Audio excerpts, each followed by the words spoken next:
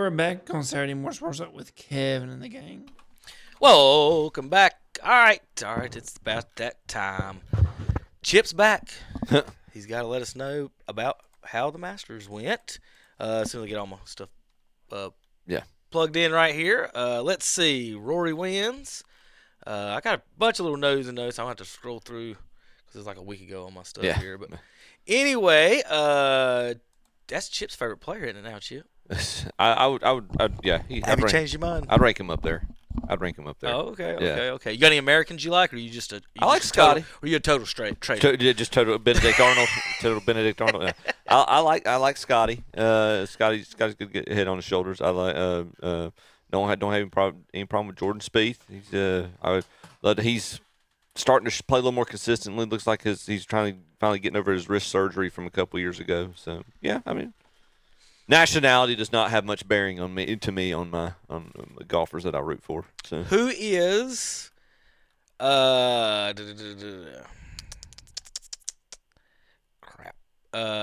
has the most Chip green jackets by college?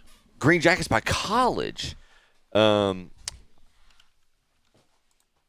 gonna say Ohio State. They're number 2. They're number 2. Stanford. They're number 1. Okay, Tiger and who else? I think who else went to Stanford other than Tiger? I don't know the answer to that. I'm just looking at my little graphic. Obviously, they don't have driver's ed at Stanford. Wow. Here's the list.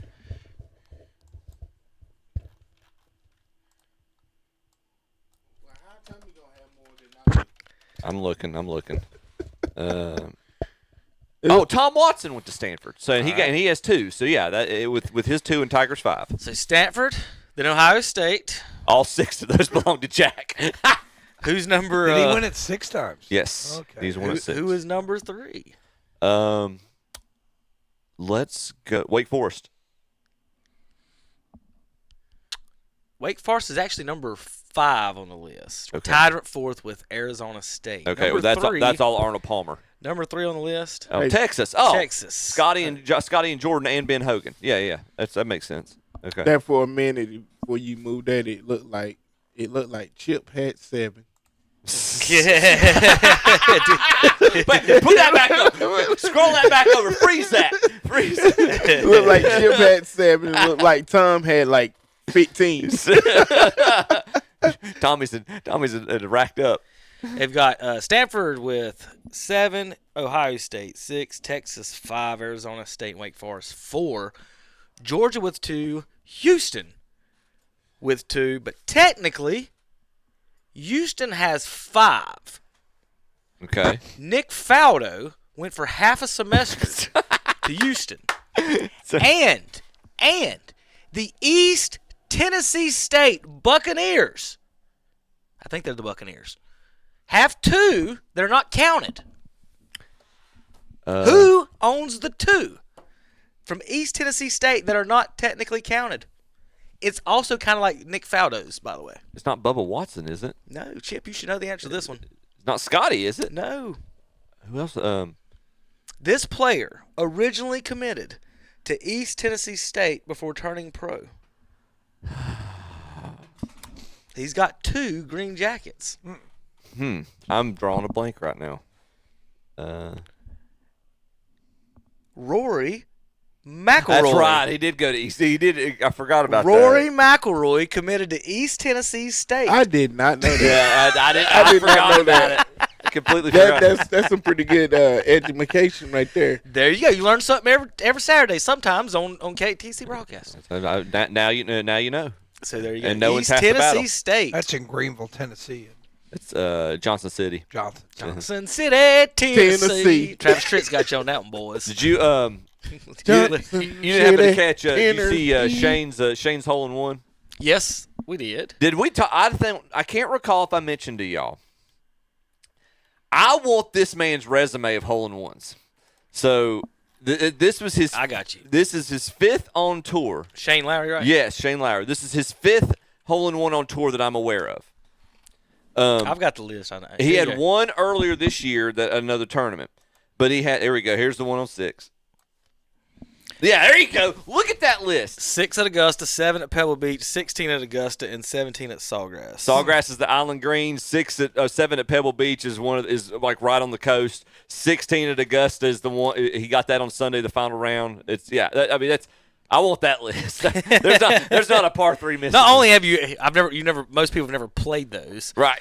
Then the dude's got hole-in-ones on Which some of the most famous I holes. was going to say, which could possibly be some of the hardest holes in golf.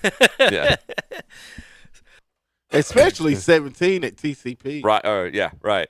Well, I mean, 7 at Pebbles, no cakewalk. It's so. I mean, it's like a half wedge basically down the hill if the wind, unless the wind. I've seen a 3-wood be hit there with the wind blowing the other way. Unless the wind's not blowing directly in your face, then you're hitting like a 2-iron. Yeah. Oh, all right, Chip.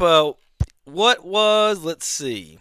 I'm going to give you a fun answer for this. All right. What was the funniest moment that you had this week at the tee box at 8? It's not suitable for radio. Goodness gracious, that's pretty bad. That must be good then. That's good then. That's great. That's great then. Think of something else then. Oh my goodness. I had one of the players ask me where I went, because we have relief caddies that come in, like if we need to go to the restroom, if we need to get a bite to eat. And so one of the groups came through when I was gone. And the next day, that player came through and asked me where I was, but he did it a little more colorfully than that.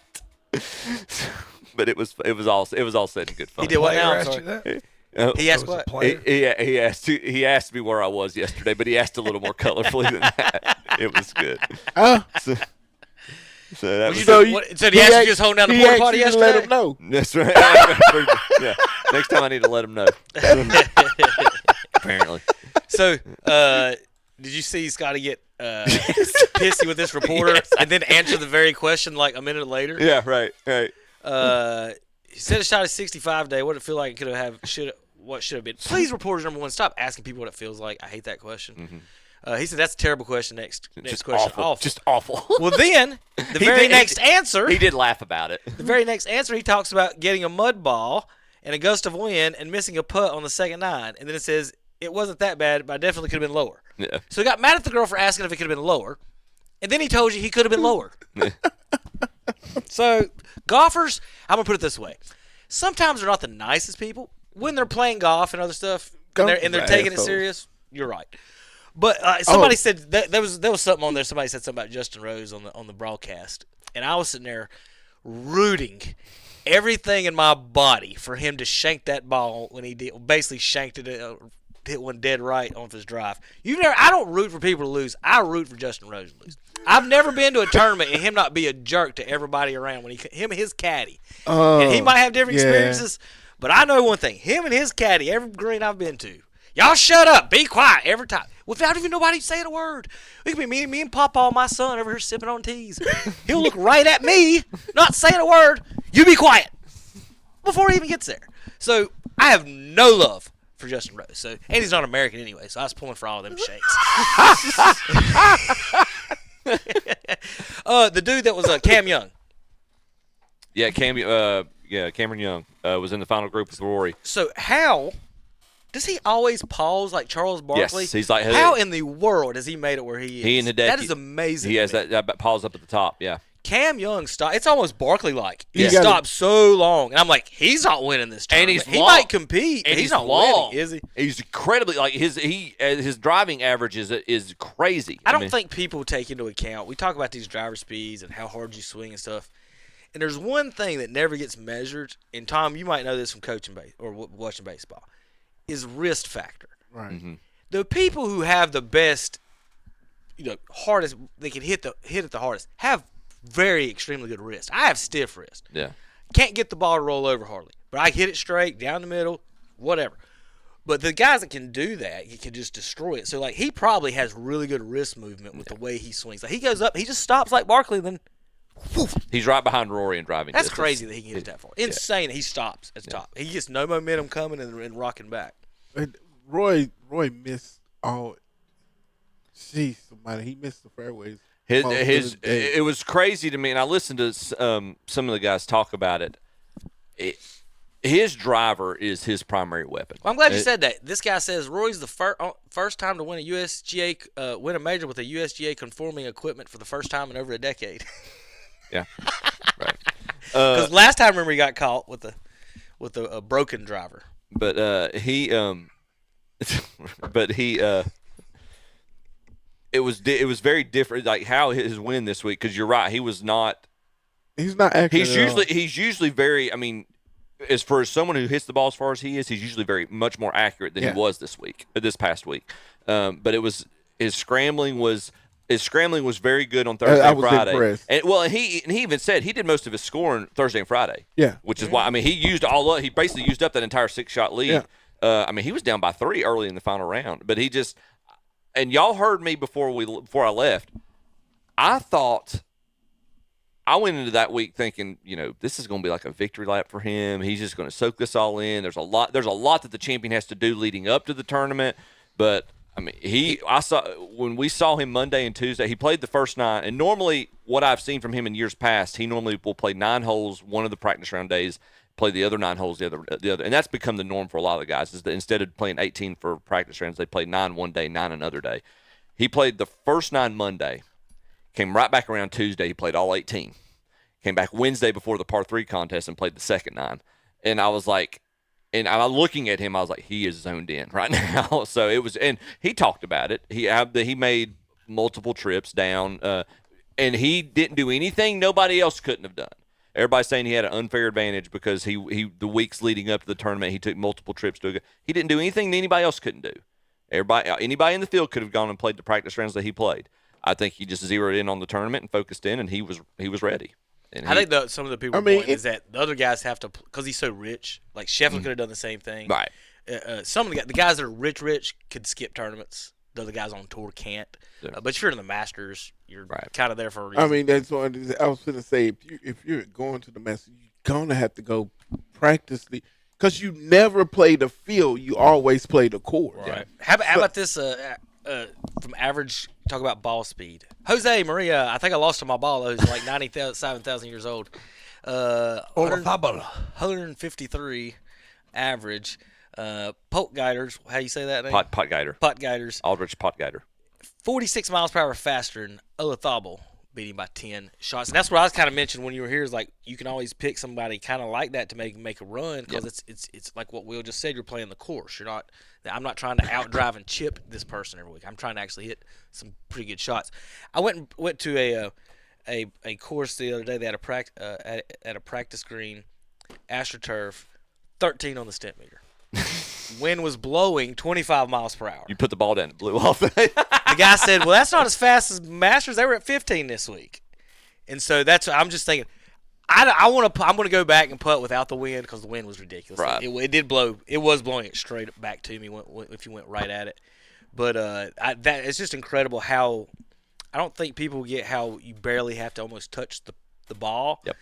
And when you're putting on greens that are slower, you have to hit your ball through a line. And sometimes the way you have to barely touch the ball in speeds like that, what's hard about it is that thinking that I can barely touch this and it still go 20 yards. Right. And that's a tough thing, I think, for some of the folks that think that they can play these PGA greens, is that you're almost touching it and then hoping that it plinkos the right way the first like a foot and a half. You almost have to take the hole out of the equation for what you're aiming for what you're aiming and what your distance control. You've got to pick a spot. Oh yeah, and just say, especially with greens as sloped and as diabolical as Augusta's are known to be, you've almost got to putt to this is your spot. Get it here at that speed, and then you've got to let the slope do the work to get it down to the hole. Chip, who's the only player with 4 rounds in the 60s? In one tournament at the Augusta, and he didn't win. Cam Smith. There you go, Cam Smith. Mm-hmm. He didn't win. That's so Roy's daughter, Poppy. Mm-hmm. That to talk about, y'all was just talking about how you just barely touch it. That putt. Last year the par 3. Yeah. Yes. Oh. And that hole is designed. the par 3 course, that hole's designed for hole in ones. That's why they put the pin right there in the middle, and basically the green, because you're coming from across Ike's Pond, and you hit that, and basically the green just acts as a big giant backstop and just brings it back down towards it. Y'all remember Mrs. Doubtfire? Yep. Y'all remember when Google didn't exist? Hey. Michael you Jordan look was like a playing lady. basketball. VJ Singh was a rookie, Yeah. and Scotty Scheffler was not gracious. born. Yeah, That's the last time Phil or Tiger was not one or the other wasn't. at the Masters. Wow. It was nice. Good times. It was nice. Two douchebags. It's all right. Two douchebags. Oh, I actually have met both of them several different times. do I have not met either one and have no desire to do so. I actually met both of them several different times. I'm just scared that, I'm getting ready to retire. I'm going to, do maybe some part-time traffic safety classes, and I'll sit there and Tiger Woods will come walk in the back of the classroom. Listen, That would be awful. between This is the same man that got on us in the group chat for But I don't trolling po- people. I don't post. I don't post we memes. got I don't we post got memes. between we got Tiger hammered Woods, in the group chat for trolling somebody, and then he gets on the show and trolls. Tommy, between Tiger Woods, Scotty Scheffler, and John Daly, I know where this is going. only one of those three hasn't been arrested in the past year. we gonna get spanked for the trolling again. This is the same person that was in the group And chat. I'm just telling you, it's John Daly, baby. He's the one that only one that ain't been arrested.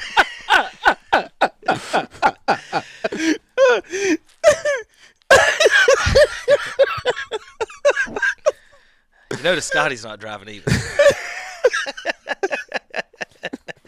Who's your At least Tiger ain't driving in this one. if 5 years ago I said who would you rather ride shotgun with, Tiger Woods, Scotty Scheffler, or John Daly? None of y'all would have said John Daly. Oh no, I'd 100% said John Daly. Oh goodness. That's your dream. He's in your dream foursome, isn't he? Who, Daly? Yeah. Probably on the golf course, but No, not- Well, I know John Daly was in the Happy Gilmore 2. Was Tiger in Happy Gilmore 2? He wasn't in it. No, I he don't wasn't think in it. so. Tiger wasn't in think it. so. No. But Daly was. Daly was. Rory was in it. Scotty was in it. Jack was in it. Jack was in it. Yeah. Not Fuzzy. Lee Trevino. Yes, Lee Yeah, Trevino was in it. Okay. Yep.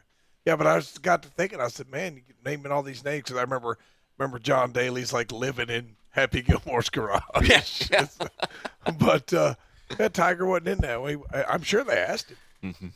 Did you think Scheffler was going to make the run there? I love this whole thing, and I think we talked about this earlier in this golf season. I love this whole thing where Scotty's taking the first round or two off and then decides to see if he can come back and beat everybody. He was a stroke out of a playoff, bogeying the two par fives on the second 9 Friday.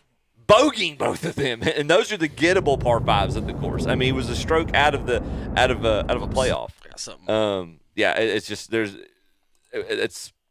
unreal. What you looked at things Friday, how crazy the feel and the just the momentum of the tournament changed from Friday night to Sunday. Who came in with the worst mood on hole 8 this week? Nobody was in a bad mood. Nobody break anything on your team Oh. this week? Nobody broke anything. Oh, he's been. It wasn't. Wait a He's minute. been Augusta Was Sergio being nationalist. good on your team this week? Because he's smashed up another He's team. been an Augusta nationalist right now. He didn't make nobody the- had. Sergio didn't Nobody make the was cut, in a did he? bad He mood. He did. He did make the cut. Who was the biggest douchebag? I didn't told you the answer 5 minutes ago. Nobody was a bad dude. Besides Justin Rose. Nobody Your was a opinion. bad dude. Your no, opinion. no douchebags How about came who on hit- hole number 8. How about who hit the hardest drive? You got a par 4, right? Par 5. Who hit the best that you could think Um. dang, that was smoke. Oh gracious. David Potter talked about him. Chris. Oh gracious. Got her right. Got her up. Yeah, he put it up. He put one up almost up towards our upper crosswalk. I tell you, the Rory's on Sunday Yeah. was. That's Alvin saved. He had a 6-iron into the green, and that's uphill. Yeah. Who That's hit, it. who hit the worst tee shot of the week? Anybody skunk one? I don't remember who we had one pulled left into number 2 fairway. Yeah. So you had to do Oh, it. there. Yeah, yeah, but the guys on the hole. You had to hit an air horn on that one, Tom. They're like, Chip, we can tell you, like, you hold your flag straight up, and then, but we tell if the wind's starting to, because like Monday and Tuesday the wind was coming out of the northeast and coming out of it was pulling everything left. So like I would start the flag up and it would like tilt as the ball was traveling. They said, we know when one's going back because you just lay it straight flat, and that was one of them. All right. When we come back, we'll do a quick NFL draft preview here on ktcbroadcasting.com. Watch and listen to the Shock Jock Sports Talk Show. Live Saturday mornings, 8 a.m. to 10:15 a.m. on WCSL 92.9 FM, 1590 a.m. and the KTC Broadcasting YouTube and Facebook pages.